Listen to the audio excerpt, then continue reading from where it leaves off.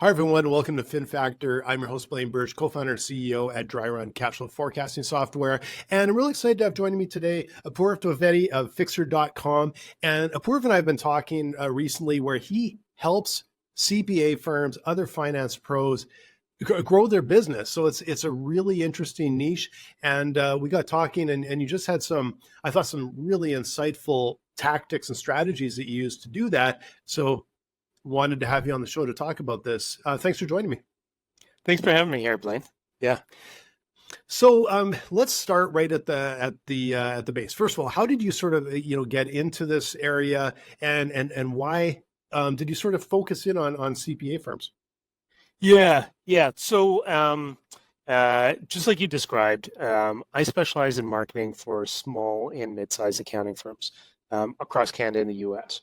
Right. And so when I say small and mid-sized, they range from kind of single partner up to, maybe 20 partners or something along those lines, which is still good size, but in that world, they're considered small and mid-sized.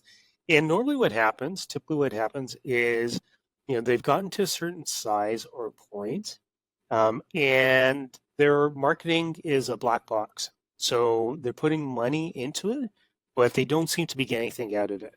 And that's what we do. We fix that. Right. So that's where the fixed marketing comes from. And how I got into that is I actually worked in that field. So I worked within accounting and consulting and finance firms for, let's just say, a very long period of time, multiple decades, and was running marketing and business development and comms and growth within those firms in a variety of different ways. And so what I saw was there's firms that are doing it well, and firms that weren't. And, there's things that I learned at the firms that were doing it well. I thought, okay, there's stuff here that I can take and I can build and share that and apply that with generally a whole bunch of the kind of smaller firms in the industry that don't have that expertise in-house. So I think the interesting thing that you sort of pointed out, and I think a great place to start is, if you're a firm owner, how do you identify that you maybe aren't doing a great job on this? Because you said you could identify firms that maybe aren't doing a good job. I'm sure there's partners out there that are thinking, yeah, man, I think we could do a lot more here. What are some of the earmarks that it isn't maybe as effective as it should be? So one of the things that we commonly see when people come to us is they've tried a whole bunch of different things. They tried something for a while, it didn't work. They tried something else, didn't work. Then they read a book or they read something and they tried that and it didn't work. Or they saw someone speak at a conference and they did something and that didn't work. So, a lot of the times you kind of see people that have kind of jumped from tactic to tactic to tactic, and they're not really sure what they should be doing. Yeah, that kind of seems like, well, I think I've even experienced that to some degree. And I think a lot of business owners have experienced that because you hear these things, you see experts, a lot of times self-proclaimed experts, experts online or ones that actually have built a really good following. And one of the earmarks I find of those things that they always seem simple, and it never is. To get true results is never that simple. If it was that simple, everyone would be doing it right. And so I can completely feel that and see how a firm could be saying, we've tried everything, none of it's working. So what do you do that will give them that confidence that, okay, this is different, this is concrete, this is actually going to be effective? Yeah, so the real challenge is that there's no one-size-fits-all solution. And I think that's the problem that a lot of firms struggle with, right? So they've tried the things, it hasn't worked. Their growth has maybe flatlined, right? They got to a certain point, either through reputation or word of mouth, and maybe that's leveled off, or maybe they're not getting the types of clients that they want, and so. What we do, in order to fix the marketing is we say, okay, what do you actually need for your firm? And what you may need might be different than what this person over here needs, right? So, the analogy I give sometimes is to say, you went into the doctor and the doctor didn't do any tests, didn't ask you what was wrong, and said, "Hey, we need to operate and remove your appendix." And you're there like, "Doctor, but I've got like a cut on my finger, right?" Like Yeah. that. There isn't a one size fits all solution, right? Maybe you need it, Mhm. maybe you don't. Who knows, right?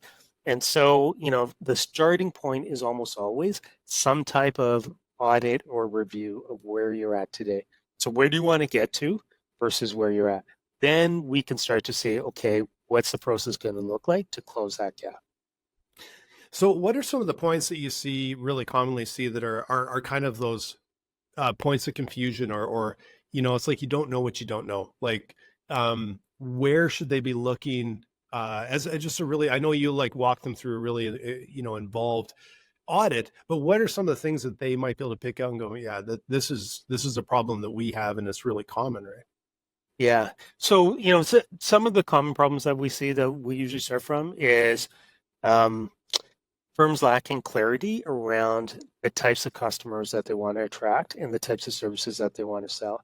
And, in a marketing world, and I'm sure you're very familiar with this, but the easiest place to be, the most effective place to be is to sell one thing, whether that's one product or one service, to one audience.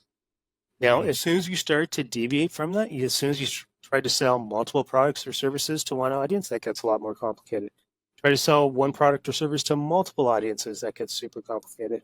Just to try to do both, sell a whole bunch of services to a whole bunch of different folks, that gets infinitely complicated. And so that is usually kind of a starting point to say, okay, let's try to get you to focus, right? Mhm. And that focus then becomes the foundation for now let's make sure that you're getting the right messaging in front of the right folks, right? So, that's a pretty typical thing that we'll see is they just, we want to sell this and we want to sell that and we want to sell this other thing.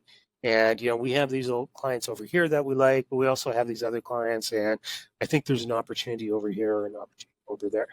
So, usually someone Mhm. that's running a public practice, accounting, consulting, advisory firm, tax, bookkeeping, whatever, if they're the owner, if they're the partner, the person running the firm, they're entrepreneurs, right? They have this mindset of I see opportunities, I see business opportunities. And that's a real struggle. I struggle with it all the time, right? It's Yep. like, oh, I can really do this thing over here. But the more of that you do, the more everything gets watered down. And the reality in the marketing world is you're not just competing with, the accounting and advisory firm down the street.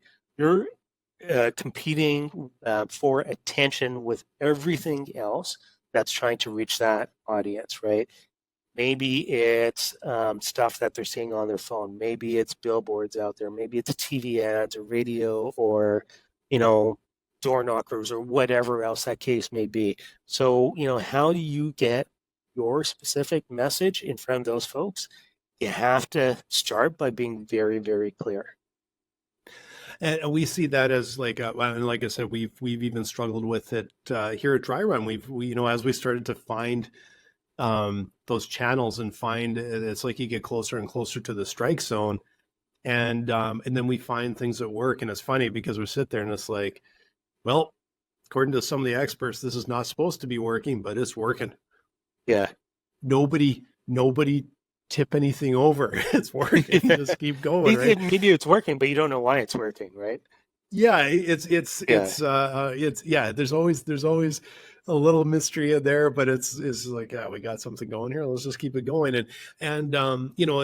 Before Dry Run, I had a creative agency for over a decade, and I can attest to the fact that like once we found kind of a niche and we really tended to focus on that niche, and where we started, we ended up moving up market. We the a large percentage of our clientele were government agencies, and we just, man, once we knew how to work with them, how to get to them, how to serve them, how to deliver, how to all of those things, and then naturally you're also getting referrals within governments. You're Sure. constantly Yep. getting referrals, and it was a very different world than when we first started, and it was a little bit like, if anything for a buck. kind of thing because you just need Exactly. cash.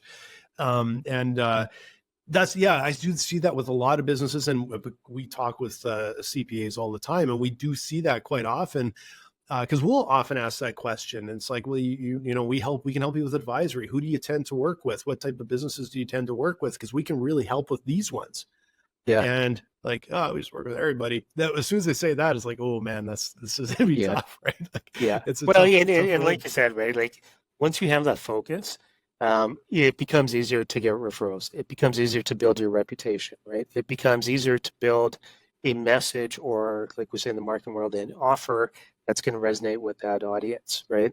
Versus kind of just trying to be everything to everyone.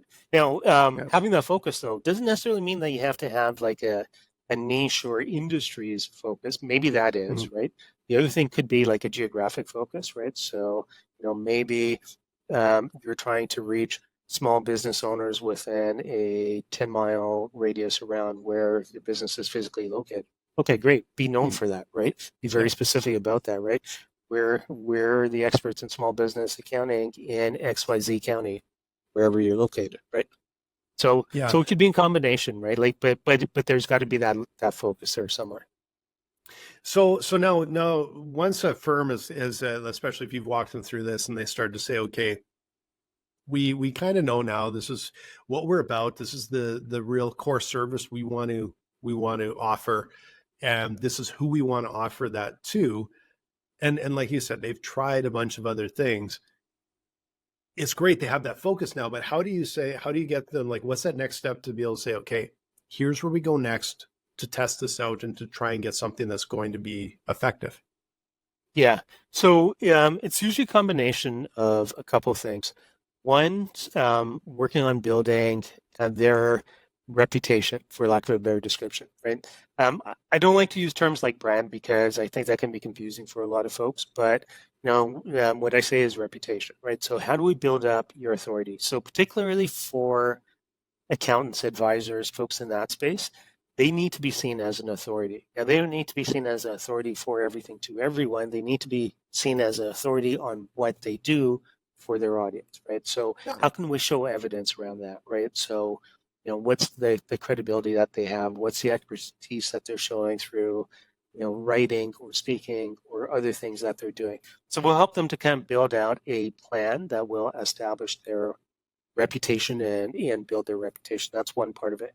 That reputation creates a tailwind for referrals and lead generation. For referrals, we'll help them to kind of identify, okay, who are strategic partners or other what we call centers of influence or COIs, other businesses that are also working with your target audience. These are folks that already have that audience and have that authority. Can we do something to identify those folks and tap into them? What does that look like? So that's kind of the referral side of thing. And then the third is under just a broad category of lead generation. And that is really going to depend, again, on who's the audience that you're trying to reach, right? So it could be, it could be a whole range of things, right? We've got some folks that we work with and we recommend, here's like a pure straight on digital strategy, right? It's a large target market that you're trying to reach. So maybe the thing to do is look at search, right? Organic Mm. search, paid ads, something like that. Maybe that audience, though, isn't searching for accounting solutions online. So you need to figure out other ways to get in front of them.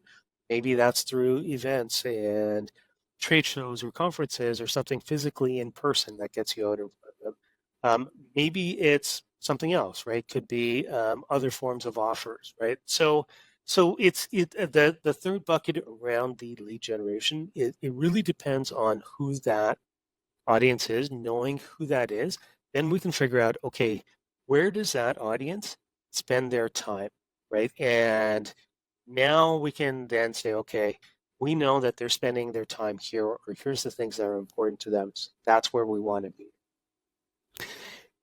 The other thing that strikes me here, and of course, I've talked with other, sort of marketing experts that are, growth experts, I guess, in a way that have, it seems like a similar philosophy. When I see that they're very effective at doing what they do, it's not a quick fix. It's never a quick No. fix. It's a strategy and tactics that take time, but it builds something meaningful, and it builds an engine that can be repeatable.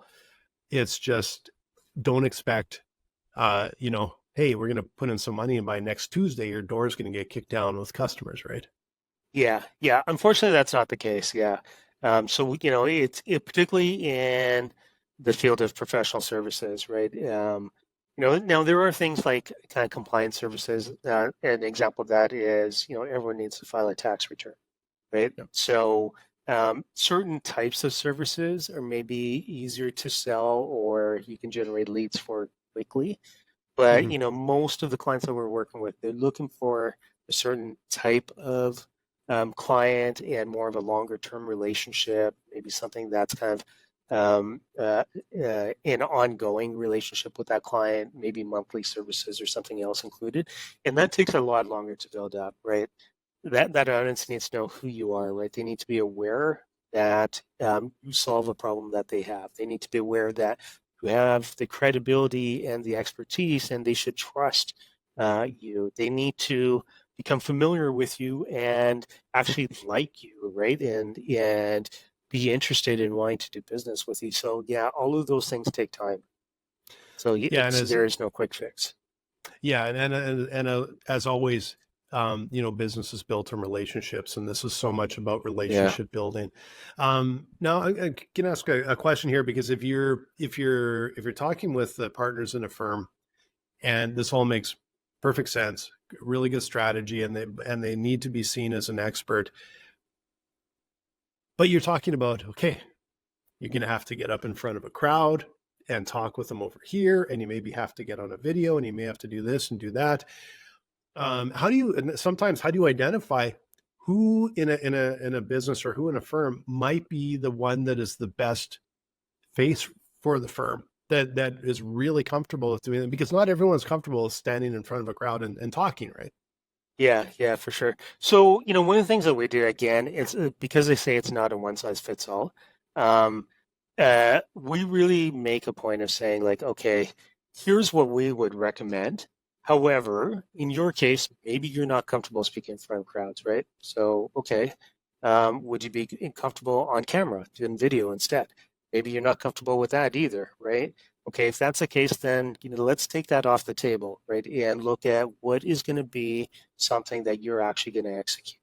Because that's Yeah. another thing too, right? A lot of it is like, it's like diet and workouts. Like everyone knows that what they need to do, actually executing it is a whole different story, right? So, Yeah. so what we wanted is we want to come up with that plan that they will actually internalize and be able to execute. Um, Now, if there's multiple partners or folks involved with the firm, and they are interested in going down that path of whether it's speaking or writing or teaching or something like that, we have ways kind of like assessing, okay, who one has the interest in doing it, but then two, who's actually going to be good at it as well. And the thing is too, right? Like um, these are accountants and advisors, right? The audience doesn't expect them to be, like I don't know, like Oprah or Joe Rogan or something like that, right? Like they don't So, need to be like this, international media star, right? No one's expecting that from them. They're more interested in the expertise and the knowledge that authority can share with them, right? So yeah. that's a big thing for a lot of folks to get over. One of the things I share with folks is I'm a huge introvert, right? Like I've done Myers-Briggs and those types of studies multiple times, and they always kind of come out the same way. Very introverted and very analytical, but I speak to the things I have authority on, right? And usually when you Mhm. find that folks are kind of staying within their wheelhouse of expertise, they're very passionate about it. They have the knowledge, they can speak to it authoritatively to their audience. Yeah. And so if you're working with a team, like you've got a number of partners, I imagine there's also maybe an opportunity to like divide and conquer a little bit. Like, Yeah. okay, you could be really good at this. You could really help over here. And here's maybe an area that you can take ownership of, or is that how you do it, or what? How do you recommend that? Yeah, so generally within a lot of firms, depending on the size of the partnership group, and they could be at different stages with their own books of business. Um, but usually there's going to be someone that's going to be more kind of market facing, that's going to be more of a business development, um, boots on the street type of person. There could be someone that's more of that subject matter expert, right? That you want to put out there as the subject matter expert. So, yeah, we try to find those kind of who fits in where type things. And again, like I said, no one's expecting them to be the slickest, the best at whatever, right? So it's um, for their audience, for the folks that they're trying to reach and get in front of, right? Um, where do we slot in, folks? And what are they actually going to execute? Okay, you need to be this person. If you're not comfortable being that person, okay, we're not going to try and force you to be something you're not, because we know that's going to fail.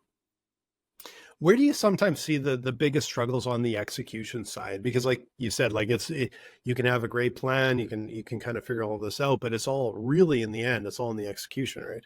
Yeah, yeah. So, um, one of the biggest struggles, and I've seen this with some of the folks that we've worked with in the past, is they may put the time and effort into building that marketing strategy, but then 6 months later, their focus is on something totally different.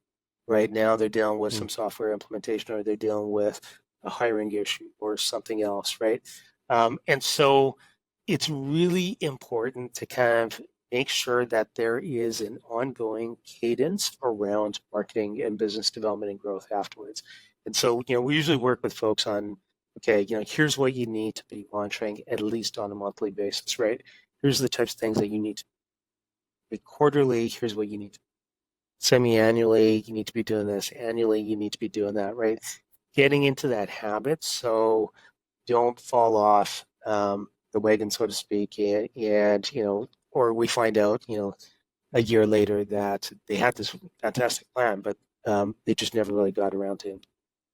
Do you see them sort of at that point when some of them sort of drop off? Do you get re-engagement oftentimes, and it's like, hey, we got to get this up and running, or do you tend to find that they can once they have it, they can kind of keep it going? Depends on the firm. So it really varies, right? Some folks will say, hey, we need maybe some guidance on this, right? So we'll kind of come in, maybe just kind of on a consultative or coaching type basis to work with them or the folks on their team to make sure that they're implementing the plan and they're kind of staying on course, so to speak. There's going to be other folks that, again, come back to us and say, you know what, we don't really have the capacity or expertise or the resources to do this. Can you just do it for us? And in some cases we can. In other cases we can't. But we'll say, this isn't our expertise, but you should go talk to these folks over here. Yeah, that makes sense. Yeah. So how can like this is really interesting, and I can see that there's probably a lot of CPAs out there or accounting firm partners and that are sitting there thinking, yeah, we really need to take some steps here and try and figure some of this out. How do they get hold of you if they'd like to chat with you and learn a little bit about what and how you do this? Yeah. So, if you're the person at an accounting or advisory firm that's responsible for the marketing, we've got a checklist on our website. We've got kind of a strategy assessment tool that will help you get started. So it's kind of a step-by-step self-reporting type thing, but it'll be a starting point so that you can start to make sense of your marketing so that it's less of that black box. And it'll show them some metrics and some guidelines that they can improve on and they can start to apply today. So in order to get started on that, just go to our website, fixer.com, fixyr.com, and you can get started right there.